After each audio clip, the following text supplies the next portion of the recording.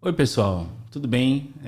Chegando aqui para falar dessa aula que é super importante, né, para a nossa prática clínica, nosso entendimento de como funciona, né, a saúde na nossa população, que é a introdução à epidemiologia. E aqui eu vou falar de alguns conceitos que são importantes, né, da epidemiologia e por que que ela é a nossa ciência básica, né, da saúde, né? Por que que os fundamentos dela nos ajudam a melhorar nossa prática, né, e entender como é que funciona a doença, né, e também como serve o tratamento delas, como a gente pode promover saúde. Então, são conceitos básicos, né? Não é uma aula assim rica em teoria nem nada de matemática, não, mas ajuda a gente a entender como é que é a dinâmica aí da epidemiologia, e é assim, que é a ciência básica nossa da área de saúde. Então, a epidemiologia tem alguns objetivos, né? Conhecer, né? A ocorrência, então, ela conta, né? A ocorrência desses eventos e a gente analisa com conceitos de bioestatística a distribuição desses eventos, seja desfechos, sejam variáveis, né? Que a gente vai explicar um pouquinho mais o que são variáveis, né? Características da nossa população e como esses eventos, essas ocorrências, elas se distribuem em diferentes estratos, né, da nossa sociedade, né? E esses eventos são relacionados, obviamente, à saúde. E aí a gente, a partir dessa distribuição, né, a gente consegue entender, né, como esses estados, né, e processos de saúde eles se desenvolvem na população, né, porque a gente consegue ver se ela distribui de forma igual em todos os estratos da população ou se é diferente, né, que a gente tem uma noção também se existe uma disparidade, né, nos diferentes segmentos, né, homem, mulheres, idade, enfim, tempo, né, importante, né, se esse evento ocorreu num tempo curto, né? Aí a gente entende os surtos, né? As pandemias também, né? Se a gente também avaliar localização geográfica também. Então, epidemiologia serve para esse tipo de entendimento, né? A gente compreender como uma doença, né? Ou um evento de saúde, ela pode, né? Se desenvolver. E aí a gente também entende determinantes que influenciam esses processos, né? Numa pandemia a gente entende o contágio, né? Como é que está ocorrendo o contágio. A gente também entende, por exemplo, como a vacina pode afetar, né, esse contágio. Numa doença crônica, né, é importante a gente saber, né, se essa doença crônica ela tem uma prevalência maior em determinadas faixas, né, da população, de diferentes estratos da população, se há inequidades nesse processo. Então a gente entende também os determinantes sociais das doenças que podem influenciar nesses processos, tá certo? Estou falando de doença, mas pode ser outras coisas, né? Qualidade de vida, pode ser satisfação, né? Então, sintomas depressivos, enfim. Então, a gente consegue entender, né? Então, a gente aplica conhecimento, né? Adquirido nas análises. Então, aqui a gente usa matemática, estatística, para compreender. E aí, depois, tendo a compreensão desses fatos, né? A gente pode aplicar recursos, tratar, né? Se a gente é um clínico, né? Para controlar esses problemas de saúde, né? Que é o nosso objetivo, né? Para quem está na área de saúde, seja como gestor, seja como um clínico, é para a gente, né, cessar esses processos que estão ocorrendo.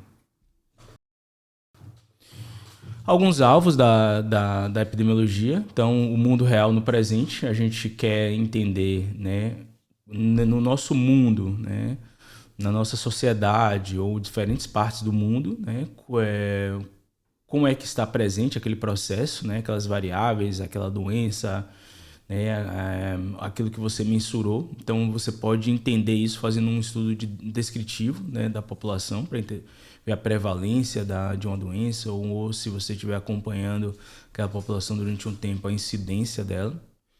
Você pode entender esse mesmo mundo real no futuro. Então, essas doenças crônicas, por exemplo, você pode fazer uma projeção daqui a 10 anos, como é que vai estar essa doença, né? Se o mundo estiver do jeito que está hoje, né?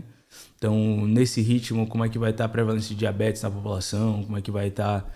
Então, diabetes pode levar a doença renal crônica, doença cardiovascular, né? Então, tudo isso a gente pode fazer alguns modelos estatísticos, né, prevendo, né, como é que vai estar o futuro disso daí a partir de dados de acompanhamento que a gente tem hoje. E compreender também, num mundo hipotético, as associações. Então, quando a gente faz um ensaio clínico, por exemplo, a gente está em situações que não é bem um mundo real, é mais um laboratório, né? Que você, um paciente, de repente, vai receber uma medicação por um sorteio. Ele, né, foi alocado para um grupo tratamento ou um grupo controle porque ele foi sorteado. Então, isso não é o mundo real. O mundo real, você recebe um tratamento porque um médico ou um clínico, de forma geral, te indicou aquele tratamento, né? Então, para isso, né, você precisa, né, ter conhecimento de inferência causal, né, para você avaliar, né, tanto os resultados de ensaios clínicos quanto em estudos observacionais. E hoje é uma área da epidemiologia que cresce muito, né? A gente pegar com dados observacionais e inferir, né, situações onde a gente poderia só ver num estudo de laboratório, né, como é um ensaio clínico. Quando falo laboratório, é assim aquele estudo bem controlado, né? Que aí é como a gente determina isso daí. E também, assim, se a gente fizer determinados estudos observacionais, né, testando associações, a gente pode também achar, né, causas de doença também, né? De repente uma exposição levou a alguma doença, ou você pode também, a partir de uma certa doença, voltar atrás no passado e tentar achar fatores de risco para aquela doença. Então, estudos etiológicos, né, que podem fazer a gente compreender, né, melhor, né, determinadas doenças. Lógico que usando determinados desenhos que não avaliam necessariamente o dado de mundo real. Então, tendo esse conhecimento, né, fazendo desenhos adequados, fazendo análises adequadas, a gente contribui para a saúde pública. Então, a gente viu isso bastante na pandemia, né? As ações, né, para mitigar, né, o efeito da transmissão eram determinadas através dessas análises, né? Ciências biomédicas. Então, um clínico vai indicar um tratamento ou vai informar melhor o seu paciente, né, sobre o prognóstico a partir desse conhecimento de estudos, né, que usaram a epidemiologia para chegar àqueles resultados, né? A prática clínica, obviamente, vai ser influenciado por isso, mas o entendimento melhor, né, de etiologia de doença, né, de prognóstico, tudo isso a gente vai ter esse conhecimento em estudos com grandes populações. E também vai influenciar a política pública, né? Não só ações imediatas, né, como é a pandemia, mas ações a longo prazo, promover saúde, né, investir recursos, né, trazer medicações para o Sistema Único de Saúde. Isso tudo a gente só vai saber se a gente estudou muitas pessoas, tá certo? Alguns elementos chaves na epidemiologia, lógico que a gente vai precisar dos eventos, então doenças, morte, mortalidade, né, para a gente saber como é que está isso, dinheiro, né, tem a parte econômica também, então o que a gente está gastando em saúde, né, seja medicamento, seja outros tipos de recursos. Determinados comportamentos, então qualidade de vida, exercício físico, isso tudo é importante como um evento, né, para a gente mensurar. Medidas biomédicas de forma geral, laboratório, medidas antropométricas, enfim.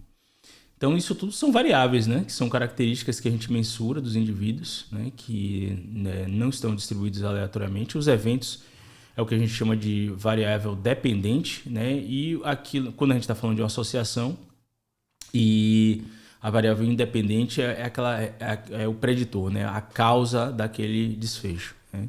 Então são todos essas características que a gente pode dos indivíduos, né?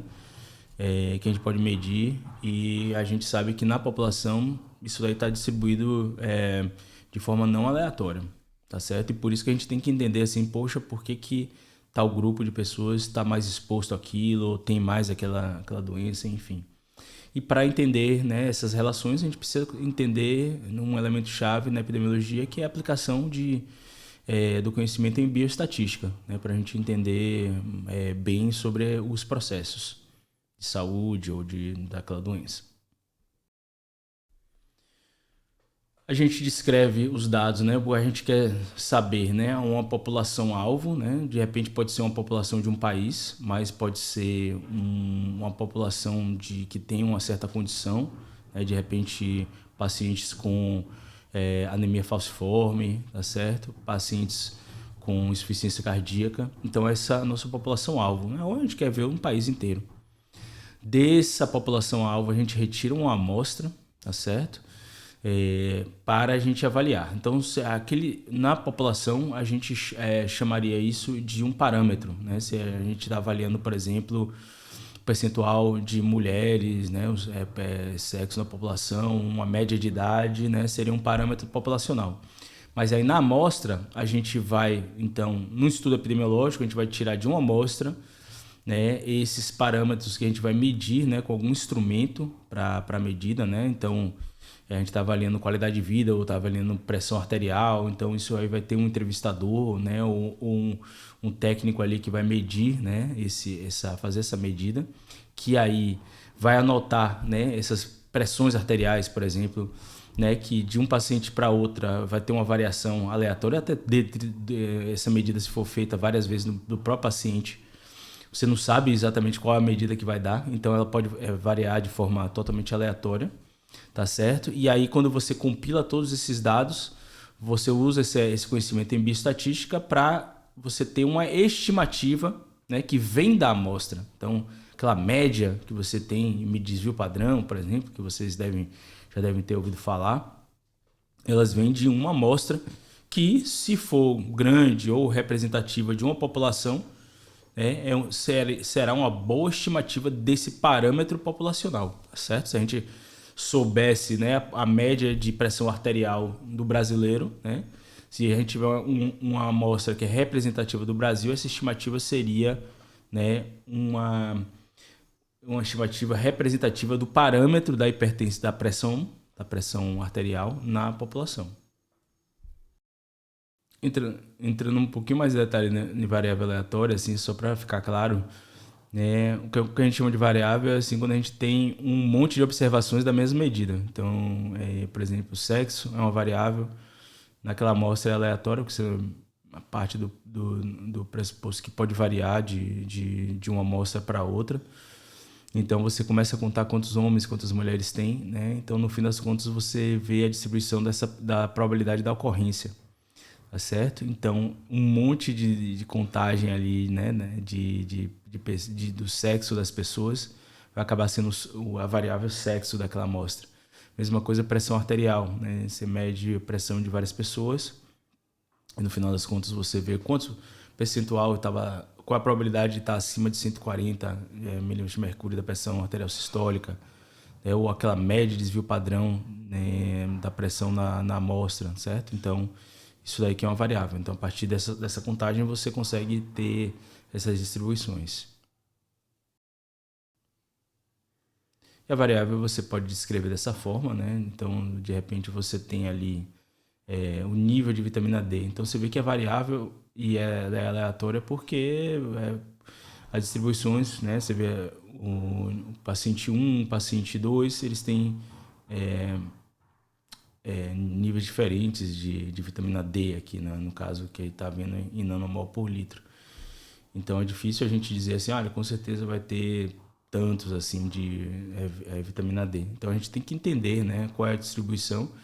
Aqui no caso a gente categorizou, né, em vários níveis da vitamina D e a gente viu a probabilidade de ocorrência desses níveis, né, de vitamina D nessas categorias dentro da nossa amostra. Então é para isso que serve, né? Para a gente entender como é que essa característica ela está distribuída na população em análise.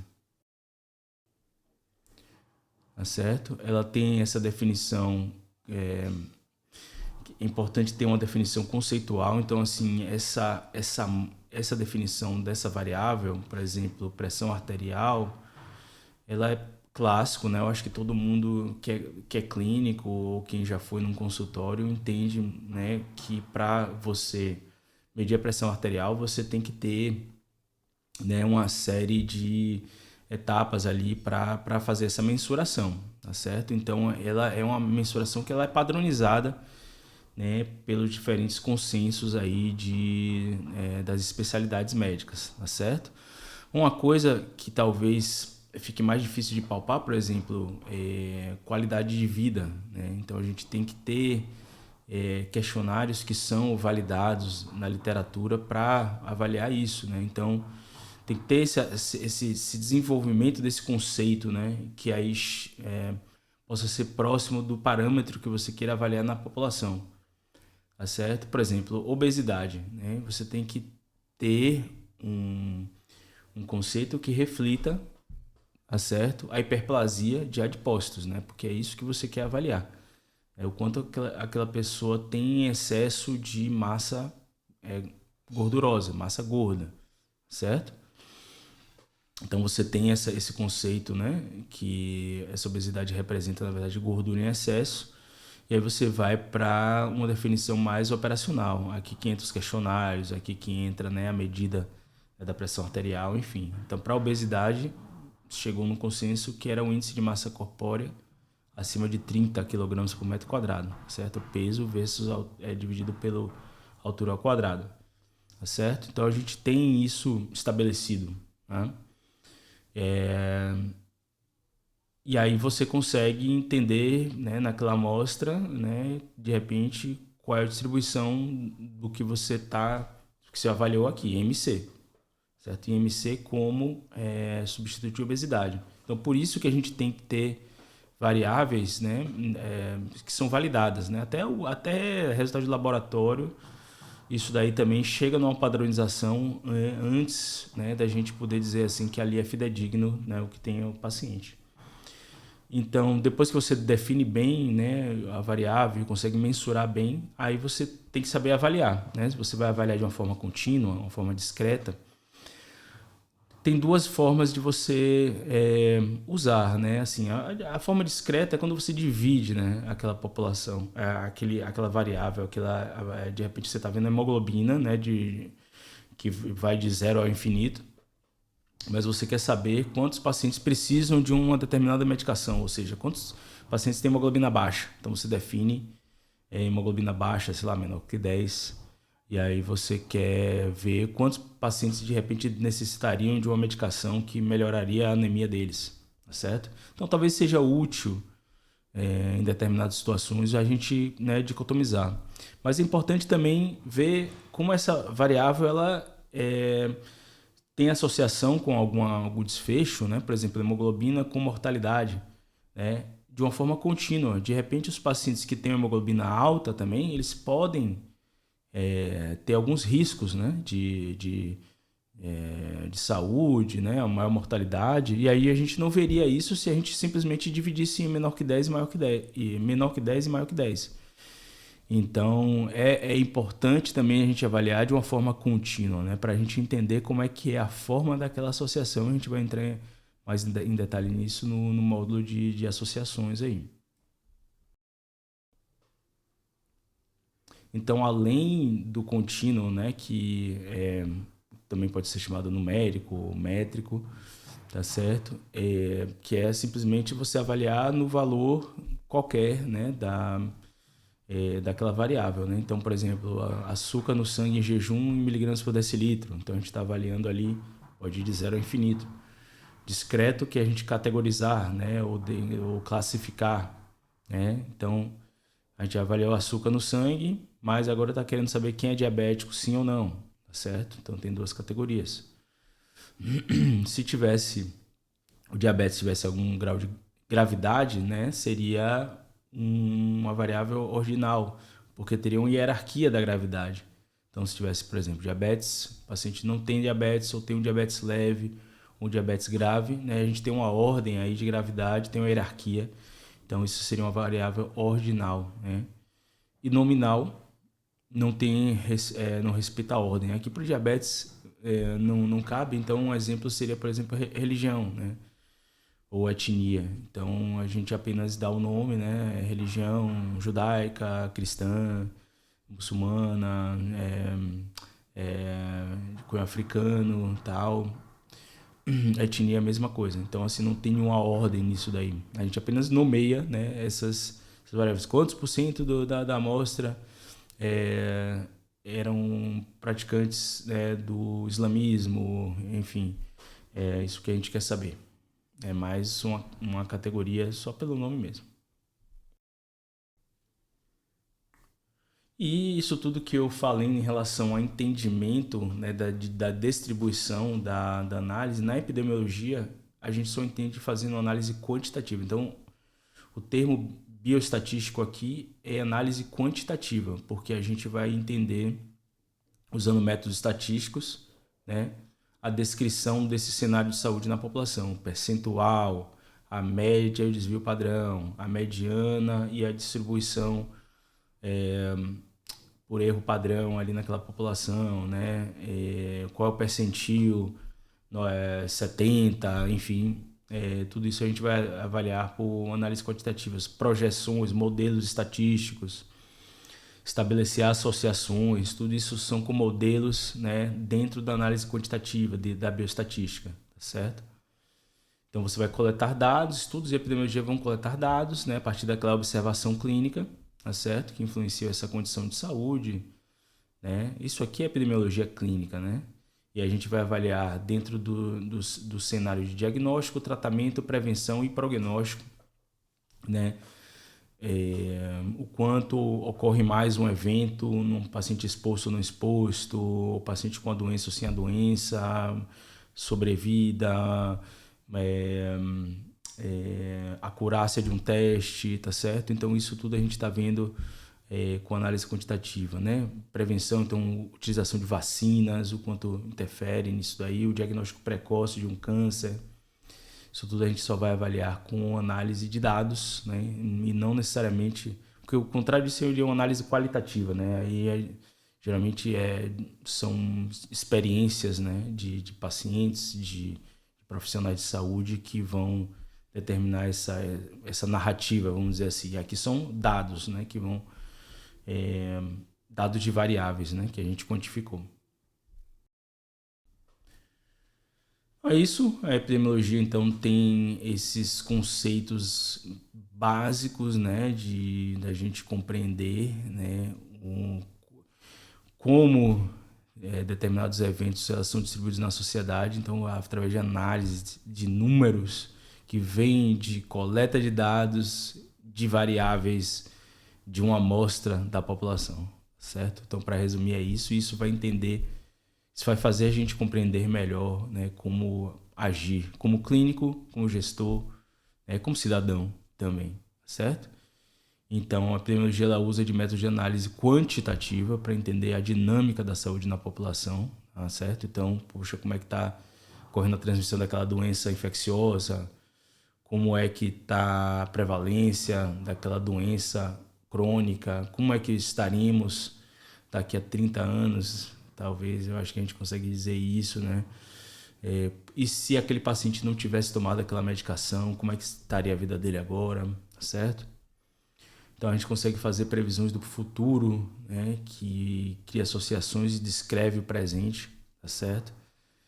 E a gente também, coletando dados de muitos indivíduos que representam a população, a gente consegue entender o que passa com os nossos pacientes. É isso, gente. Espero que vocês tenham gostado dessa aula e vamos para a próxima.